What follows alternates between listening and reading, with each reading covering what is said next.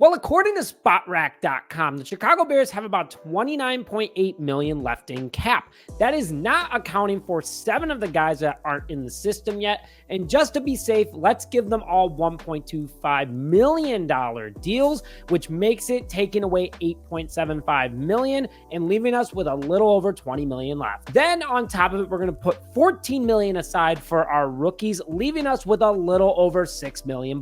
Poles likes his 1-year cheap contract to see if he wants to keep him on the roster or not. And by the way, I don't even know if any of these guys will make the roster. But overall today, I'm going to go through what Poles can do with that remaining $6 million. And I'm going to do one big player they could bring in with that remaining amount, along with 3 other guys that he could sign all at one time. Hello, everyone, and welcome back to this episode of Just Another Year Chicago. My name is Nick Brody, and as always, thank you for tuning in. Before I begin today's show, if you think Ryan Poles has done a great job as the Chicago Bears general manager and you still support him, make sure to hit the like button on this video to show your support, along with commenting who you like out of all Ryan Poles' moves so far this offseason, and just write a bear down in the comment section below. So let's get into it. Let's go over the big free agent that I think Ryan Poles could bring in, and that's wide receiver Tyler Boyd, who previously played for the Cincinnati Bengals.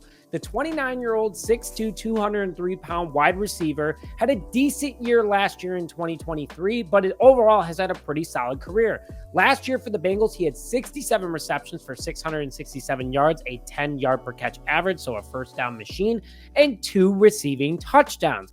His stats dipped when a guy named Jamar Chase came to town, as Boyd used to be a 1,000-yard receiver guy, but a big-bodied wide receiver that can replace Equanimeous St. Brown and stand behind Keenan Allen.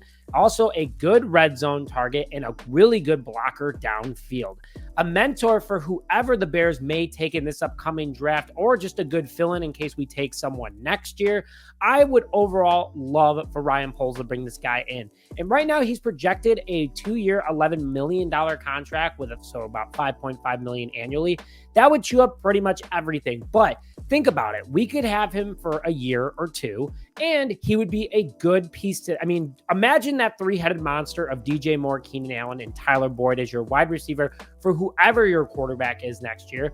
Would be pretty incredible. Now let's go into the 3 guys that I would bring in on 1-year cheap contracts that Poles could sign all these guys. And I'm going to start with Charles Harridge, edge rusher, who previously played for the Detroit Lions. 29 years old, 6'3", 250 pounds. Last year with the Lions, he had 13 total tackles, 2 tackles for loss, and 5 quarterback hits, along with 1.5 sacks. This would be more of a depth piece, guys. He would be good for the edge position if we wanted to get more depth there. A veteran and former captain for the Lions, and also he knows the North. He knows what it takes to beat some of these teams. He's played against the Bears, he's played against the Vikings, he's played against the Packers for years, and he knows what it takes in order to take down opponents. He also played for the Lions, so he knows the weaknesses of that offensive line and can help game plan a little bit more with Eric Washington.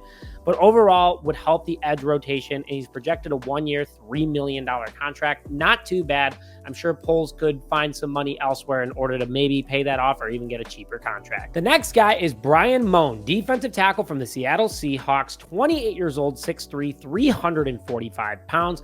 Last year for the Seahawks had a pretty decent year for a defensive tackle, 25 total tackles, 2 tackles for loss, and 1 quarterback hit. A massive force up the middle and also a run stopper, so that would be great to have along with him and Billings. But a good rotation piece for Chicago, a young veteran that can help also develop Javon Dexter Sr. and Zach Pickens. And also he's only projected a 1-year, $2 million contract. So nothing too bad, won't hit the bank too hard, but has a big impact. And then finally, bringing back one of our own, defensive back Josh Blackwell, who played for the Bears for the last 2 years. The 24-year-old is 5'11", 180 pounds, and last year for the Bears, played in a total of 10 games with 8 total tackles and 1 forced fumble. The special teams guru would be a fantastic depth piece. He's really good in the locker room. He knows Matt Eberflus's defense and is a depth piece as well. Insanely fast, great athleticism and has been great for this team for the last 2 years. Projected a 1-year, $1.2 million contract. I would absolutely bring him back to show we're retaining talent, and he could be the next DeAndre Houston Carson of this team. I want to see Poles bring in a few more depth guys, considering we only have 4 picks at the moment. So let's see what he does. But let's hear your guys' thoughts on these guys. And I really appreciate you tuning in this episode of Just Another Year Chicago. My name is Nick Rohde. Please hit that subscribe button if you haven't already. Like this video and comment who you're excited about. But with that, thank you as always for tuning in this episode of Just Another Year Chicago. My name is Nick Rohde, and as always, bear down, baby.